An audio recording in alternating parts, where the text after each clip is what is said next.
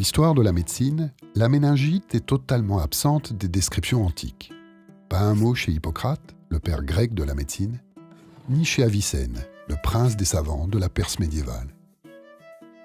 Il faut attendre l'ère moderne, le XVIIIe siècle, pour qu'un médecin écossais du nom de Robert White s'intéresse et décrive la méningite pour la première fois en 1768.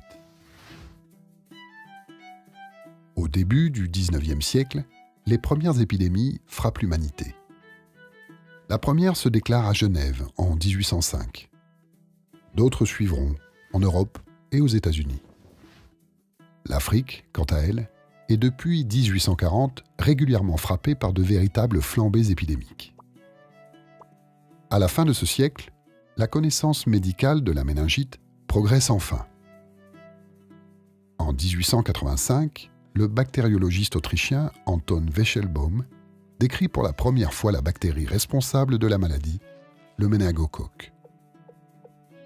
À cette époque, le méningocoque tue 80% de ses malades.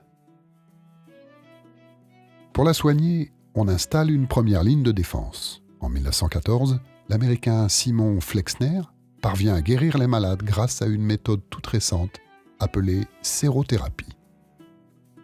Elle consiste à introduire dans l'organisme des malades un sérum sanguin venant d'animaux immunisés comme le cheval. Mais l'arme décisive vient plus tard et porte un nom célèbre, la pénicilline. L'antibiotique découvert par Alexander Fleming en 1928 est utilisé à grande échelle dès la Seconde Guerre mondiale.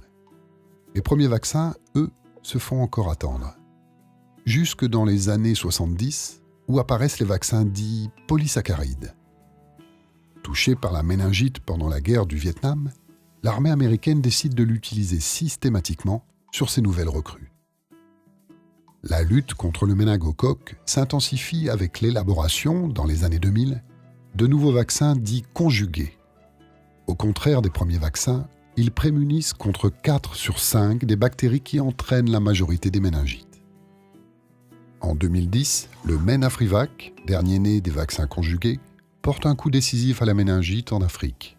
Une bataille gagnée contre les bactéries, qui ne veut pas dire pour autant que la guerre est finie.